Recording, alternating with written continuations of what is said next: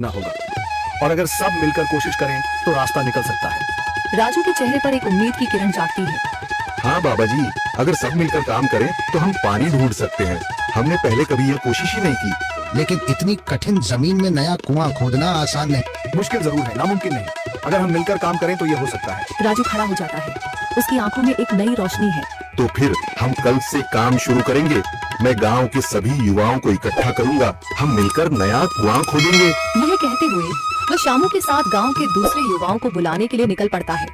कहीं दूर से गरज की हल्की सी आवाज आती है, जैसे आकाश ने उनकी उम्मीदों की गवाही दे दी हो। अगली सुबह राजू और शामू गांव के युवाओं को इकट्ठा करने निकल पड़े। चौधरी महेश की हवेली के सामने एक भीड़ जमा है। बाबा जी, संदरी, गांव के कुछ बुजुर्ग और किसान सभी मौजूद हैं। हम हाथ पर हाथ रखकर नहीं बैठ सकते। अगर अल्लाह ने हमें हिम्मत दी है तो हमें खुद पानी के लिए मेहनत करनी होगी। हम एक नया कुआं खोदेंगे। लेकिन राजू, क्या हमें यकीन है कि वहाँ पानी मिलेगा? बेटा, पानी जमीन के अंदर होता है, बस सही जगह खोदने की जरूरत है। हमने अपने बुजुर्गों से सुना था कि पुरानी नहर के पास जमीन नरम थी, शायद वही पानी हो। बाबा जी सही कह रहे हैं।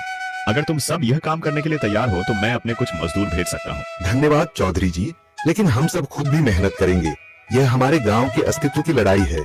संदरी, जो अब तक चुप थी, आगे बढ़ती है। हम औरतें भी पीछे नहीं रहेंगी। हम पानी लाने की व्यवस्था करेंगी, खाना बनाएंगी, ताकि तुम सब आराम से काम कर सको। यही हिम्मत चाहिए थी संदर। पूरा गांव एक नई उम्मीद के साथ कुआं खोदने की तैयारी में जुट जाता है। दूसरी ओर कुआं खोदने का काम शुरू हो चुका है। राजू, शामू और दूसरे युवा बेलचे चलाने लगते हैं। मिट्टी बाहर निकाली जाने लगती है। तेज गर्मी के बावजूद सब पूरी हिम्मत के साथ जुटे हुए हैं। दोपहर की तेज धूप, जमीन आग की तरह तप रही है। गांव के लोग लगातार कुआं खोदने में जुटे हैं। हाथ छिलने लगे हैं, माथे से पसीना बह रहा है, मगर किसी ने हार नहीं मानी। महिलाएं पानी और सत्तू लेकर आती हैं ताकि पुरुषों को कुछ राहत मिले। हमें और गहराई तक जाना होगा। अब तक सिर्फ सूखी मिट्टी और पत्थर ही निकल रहे हैं। राजू, यह बहुत कठिन काम है। अगर हमें पानी न मिला? अल्लाह मेहनत करने वालों को कभी निराश नहीं करता बेटा। तुम सब अपनी कोशिश जारी रखो, पानी जरूर निकलेगा। हिम्मत मत हारो। अगर अब रुक गए तो फिर कभी पानी नहीं मिलेगा। सभी फिर से जोश में आकर काम में जुट जाते हैं, मगर सूरज की तपिश बढ़ती जा रही है और कई लोगों की सांसें तेज चलने लगती हैं।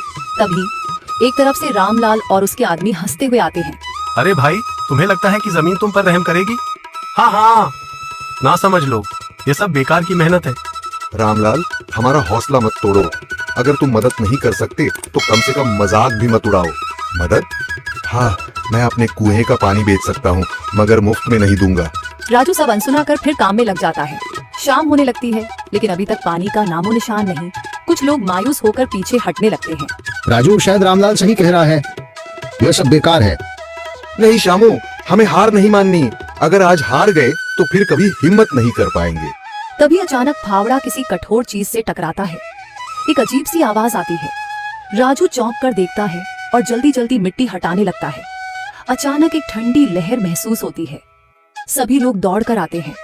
जैसे जैसे मिट्टी हटती है, नीचे से गीली जमीन नजर आने लगती है। सब हैरान रह जाते हैं। सुभान अल्लाह, मैंने कहा था ना, अल्लाह हमारी मेहनत को जाया नहीं करेगा। राजू और बाकी सभी जोर लगाते हैं। कुछ ही पलों बाद अचानक मिट्टी के नीचे से पानी की एक छोटी सी धारा फूट पड़ती है। गांव वाले खुशी से चिल्ला उठते हैं। पानी पानी निकल आया। यह अल्लाह की कुदरत है रामलाल, जिस पर तुम्हें यकीन नहीं था। पूरा गांव आनंद से झूम उठता है। लोग एक दूसरे को बधाइयां देते हैं। औरतें दुआ करने लगती हैं। कुछ दिन बीत चुके हैं। गांव वाले नए कुएं से पानी भर रहे हैं, खेतों को सींच रहे हैं और जिंदगी फिर से पटरी पर लौट रही है। मगर रामलाल अब भी अपनी